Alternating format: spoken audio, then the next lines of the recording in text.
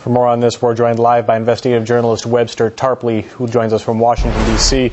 So all eyes are now on Pakistan, where Osama Bin Laden was killed, and reporters are suggesting that the government was sheltering the terrorist leader for years. But how is this possible if the country is indeed one of the major victims of terrorism? I mean, do you think that's really believable? Let me say, first of all, what I have to say about Bin Laden is based on a 500-page, rather exhaustive book that I've written, 9/11 Synthetic, Made in USA. I think this is a completely manufactured, invented story created out of whole cloth by the U.S. intelligence community, primarily for the purpose of targeting Pakistan. And there's been a build-up to it. We had a very harsh statement condemning Pakistan in one of the terror reports of the U.S. government. We had Admiral Mullen visiting Pakistan, accusing them of being accomplices of the terrorist Haqqani network. We then had the CIA limited hangout operation known as Wikileaks targeting Pakistan. The Washington Post putting that on the front page. The center of gravity of Al-Qaeda was always Pakistan. And now we have this manufactured story.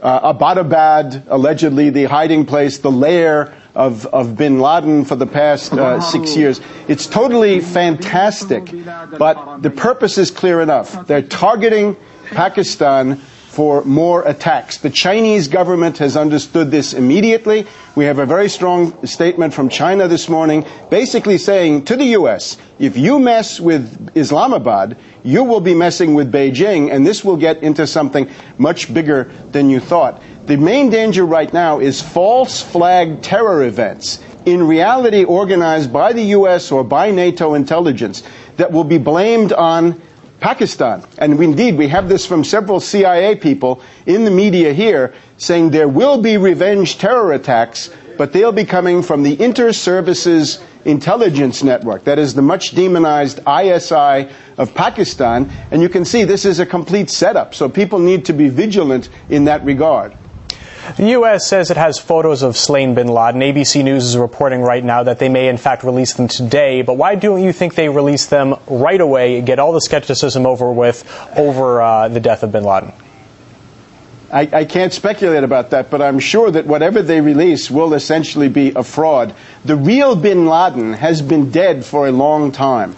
And for the last 6, 7, 8 years, you've been hearing primarily audio statements from a kind of production company located probably in Pakistan. All right, unemployed actors. I'm sorry, Webb. I'm going to move on here now because this is one of the many conspiracy theories that we've been talking about yesterday and today. Yes, they're out there. You're talking about it. We had a guest talking about it yesterday. The Taliban's talking about it. I'm going to move on. Many agree that the U.S. foreign policy prompted the attack of, prompted the dawn of Al-Qaeda back in the 80s. That's no secret. Now it's supporting rebels in Libya who allegedly have links with extremism. How long do you think the U.S. may continue a pattern of arming extremists or possible extremists who later there's blowback from? Well, this is the tremendous contradiction, is that the United States is openly supporting Al-Qaeda forces, which represent a large part of the Benghazi rebel council in Libya. In Libya or in Yemen, Al-Qaeda is it's one of the main tools of the U.S. in destabilizing the government. One suspects that in Syria and in Algeria that's also the case.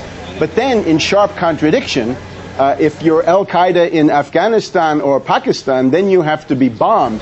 And this is an unsustainable contradiction. It just makes absolutely no sense. I think what we're actually seeing is the decline of the U.S. empire.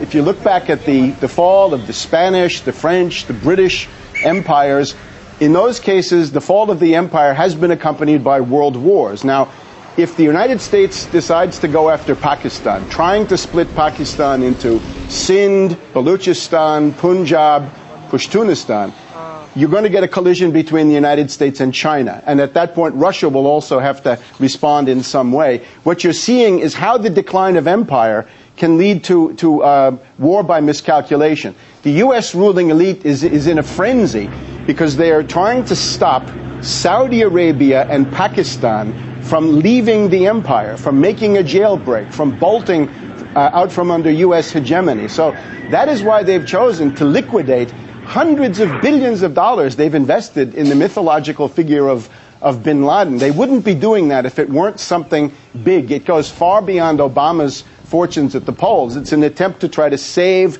the U.S. position in the world. I think it's very unlikely to succeed. I'm sorry to cut you off, but we're going to have to end it there. Investigative journalist Webster Tarpley.